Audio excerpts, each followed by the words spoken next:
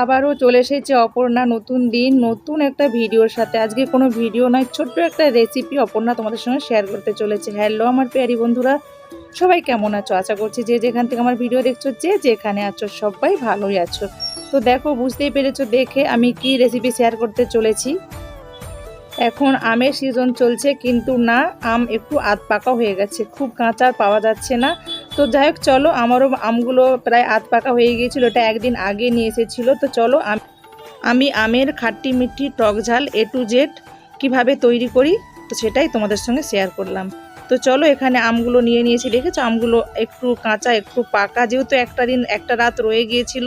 আর মানে এই যেটা আমি করতে চাইছি ওটা একটু পাকা হলেও কোনো ফারাক পড়বে না, খেতে কিন্তু টেস্ট লাগবে। আমটা একটা খেয়েছিলাম, তো আমটা দারুণই মিষ্টি ছিল। তো সেই জন্য এই মিষ্টির কারণ আমি কি আমটার মধ্যে শেয়ার, মানে কি আমটার মধ্যে মশলা দেব, তো সেটা প্লিজ পুরো ভিডিওটাই দেখো, স্কিপ করলে বুঝতে পারবে না। আর বাঙালিদের দারুণ স্বাদের একটা রেসিপি, জিভে লেগে থাকা রেসিপি। যাই হোক, চলো ভিডিওটা দেখতে থাকো। আচার কার না ভালো লাগে বলো, আর আমের আচার তো কার না ভালো লাগে। তো চলো ভিডিওটা দেখতে থাকো, একদমই স্কিপ করো না। তো ছোটদের ভালোবাসা, বড়দের প্রণাম। ছোট বড় সবাইকে অনেক অনেক ভালোবাসা জানিয়ে আমি আমার রেসিপিটা শুরু করে দিয়েছি, তো শুরু হয়েই গেছে। তো চলো, এই আমগুলো কেটে নিয়েছি একটু লবণ হলুদ মাখিয়ে। তো ছাদে কিছুটা টাইম রেখে দেবো, এটা সকাল সকাল ছিল। তো আমি এই রেসিপিটা সন্ধ্যের দিকে করব, ঠিক আছে। তো একটু সামান্য ছাদে তো এমনিতেই রোদ নেই, বর্ষাকাল, তবুও যা হাওয়া চলছিল, তো হাওয়ার মধ্যে একটু আমটা রসটা শুকিয়ে নিতে চেয়েছিলাম, তো সেই জন্য ছাদের মধ্যে দিয়ে দিচ্ছি। দেখো, তো এটা ভেবেছিলাম সর্ষে দিয়ে কিছু একটা রেসিপি করব, কিন্তু দেখলাম যে আমটা পাকা পাকা আছে, সেই জন্য আমি তো খাট্টি মিষ্টি মানে টক ঝাল মিষ্টি ওরকম একটা রেসিপি তৈরি করে নিয়েছি। সবাই তো সব রকমটা পারো, তো অপর্ণা কীভাবে করছো ওটাই তোমাদের সঙ্গে শেয়ার করে। দেখো, রোদে রেখে দিলাম, সারাদিন যেমন তেমন চললো। এই দেখো, এটা সন্ধ্যেতে তো হালকা ফুলকা রস রয়ে গেছে, তো শুকিয়েছে। রোদ থাকলে ভালো ছিল, রোদ তো ছিল না। যাই হোক, চলো মশলার মধ্যে কী কী নিয়েছি একটু দেখে নাও। একটু কালো জিরে আর সাদা জিরে আর 5 ফোড়ন। তো চলো দেখতে থাকো, আমি আর বকবক করছি না, ঠিক আছে। একদম A to Z রেসিপি। তো হাতে পিষে মশলাটা কিন্তু হাতে পিসবো, হ্যাঁ। তো কোনো রকম মিক্সার ইউজ করব না। তো সবসময় বলি যে শিলনোড়াতে পিষে কোনো একটা রেসিপি তৈরি করতে গেলে না খুবই দারুণ টেস্ট হয়। তো যাক, চলো এখানে পিষে নিই। আর হ্যাঁ, আরেকটা কথা বলে নিই, আমগুলো কিন্তু তোমরা লম্বা লম্বাও কাটতে পারো, ঠিক আছে। আমি আমার পাত্র অনুযায়ী, যে আমার কাঁচের পাত্রটা যেমন, তো সেই অনুযায়ী আমি আমগুলো কেটেছি। তো কিছু লম্বাও কেটেছি আর কিছু ছোটো কেটেছি, কিন্তু ছোটোটাই আমার কাজে লাগবে। কাঁচের পাত্র যেই মানে মুখটা যেভাবে হবে সেভাবে না আমটা কাটা হবে বলো। তো তোমরা তোমাদের মতো কাটতে পারো, ছোটোও কাটতে পারো আর লম্বাও কাটতে পারো, এতে কোনো ফারাক পড়বে না। বেশ মশলা হেভি হওয়া দরকার, তবেই জিনিসটা টেস্ট লাগবে। তো আর অনেকদিন সংরক্ষণ করে রাখতেও পারবে। তো চলো, এখানে তেলের মধ্যে ফোড়ন দিয়ে দিলাম। তো দেখতে থাকো একে একে।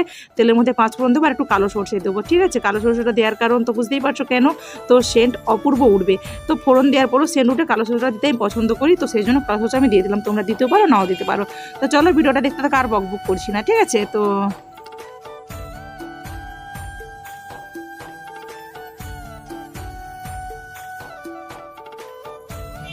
এখানে কিন্তু আমার লবণ হলুদ আগের থেকে দেওয়া ছিল, তবুও পরিমাপ মতো যতটা লাগবে আবার সামান্য একটু দিয়ে দিলাম। আর আমের পরিমাপটা তো আমার 1 কিলো আম নিয়ে এসেছিলো, তো আমটা আমার খেয়ে কমে গিয়েছিল, তো সেই জন্য এখানে 1 কিলো আম না, সেই জন্য আমি মাপটা সেভাবে বলতে পারলাম না। আর চিনিও নিয়ে এসেছিলো 3 পাও, তো 3 পায়ের মধ্যে একটু কমই আমি চিনি দিলাম। 3 পাও মানে বুঝতেই পারছো 750, তো 750। এখানে 1 কিলো আমও নেই, তো 1 কিলো আম থেকে 2টো আম কমে গিয়েছিল, তো ওর মাপটা তোমরা একটু আন্দাজ করে নিও। আর এখানে কিন্তু দেখো, এখানে চিনিটা আমি দিয়ে দিয়েছি, চিনিটা কিন্তু মানে ঘাঁটাঘুটি করে যেতে মানে একটানা ঘেঁটে যেতে হবে, নাহলে নিচে লেগে যেতে পারে। আর গ্যাসটা কিন্তু একদমই কম মানে কম আছে এটা তৈরি করতে হবে, ঠিক আছে। তো চলো ভিডিওটা দেখতে থাকো, সবাই তো জানো, আর ওই জন্য বেশি বকবক করছি না, তো ভিডিওটা দেখতে থাকো। তো পুরনো বন্ধুরা তো পাশে আছোই জানি, আর নতুন বন্ধুরাও প্লিজ পাশে থেকো আর অল ঘন্টিটাকে বাজিয়ে দিও। আমি যে রেগুলার ভিডিওটা ছাড়বো, এখানে দেখো চিট চলে এসেছে, তো ওইটা একটু দেখিয়ে দিলাম তোমাদেরকে। আমার হয়ে গেছে প্রায়, আমি আর বেশি টাইট করবো না, একটু রসরসই রাখবো, আমার ছেলেরা রস খেতে পছন্দ করে, তো সেই জন্য।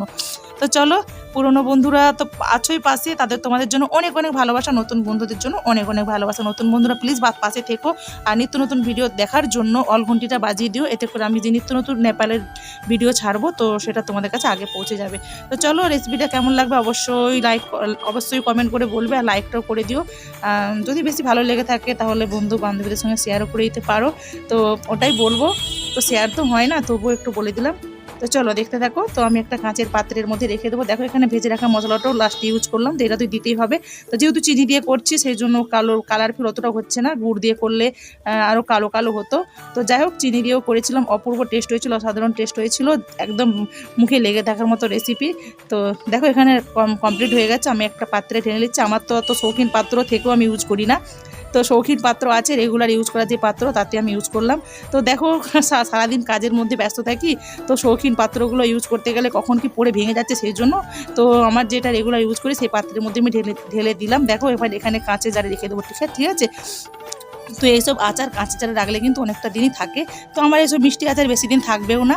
তো এইভাবে করলে কিন্তু তোমার সালভর মানে রেখে দিতে পারবে, কোনো রকম খারাপ হবে না, কোনো রকম মানে জীবাণু কীটাণু বলে না একটা কীরকম হয়ে যায় না, ব্যাকটেরিয়া বসে যায় না, তো সব কিছুই হবে না, এভাবে রেখে দিতে পারো। কিন্তু আমার থাকবে না, অল্প দিনই থাকবে, যেহেতু আমার বাড়ির সবাই খেতে পছন্দ করে। তো সেই জন্য দেখো আমার পাত্রটাও ছোট, অল্প অল্প কিছুই হয়েছে। কেন বলো তো, আমটা যেহেতু পাকা মিষ্টি ছিল, তো সেই জন্য খেয়ে খেয়ে অনেকটা কমে গিয়েছিল, সেই জন্য আমার আচারটাও কম হয়েছে। যাই হোক, তোমরা পরিমাপটা বুঝে নিও, সবাই তো সবটাই জানো, তো তোমরা তোমাদের পরিমাপ মতো করো। আমি যেভাবে করলাম ওইটাই তোমাদেরকে শেয়ার করলাম। তো চলো দেখতে থাকো ভিডিওটা, প্রায় শেষ পর্যায়ে চলছে। তো আমার কেমন লাগলো ভিডিওটা অবশ্যই কিন্তু কমেন্ট করবে, ঠিক আছে, লাইক করো, ছোট্ট করে কমেন্ট করো। তোমাদের কমেন্ট, তোমাদের মিষ্টি মিষ্টি কমেন্ট আমাদের ভিডিও বাড়া উৎসাহিত বাড়িয়ে দিয়েছে, তো তোমরা সবাই জানো। তো চলো আর কথা বলছি না, তো শেষটা দেখে নিও, এতটা সময় দেখলে আর একটু দেখে নিও দেখা। তো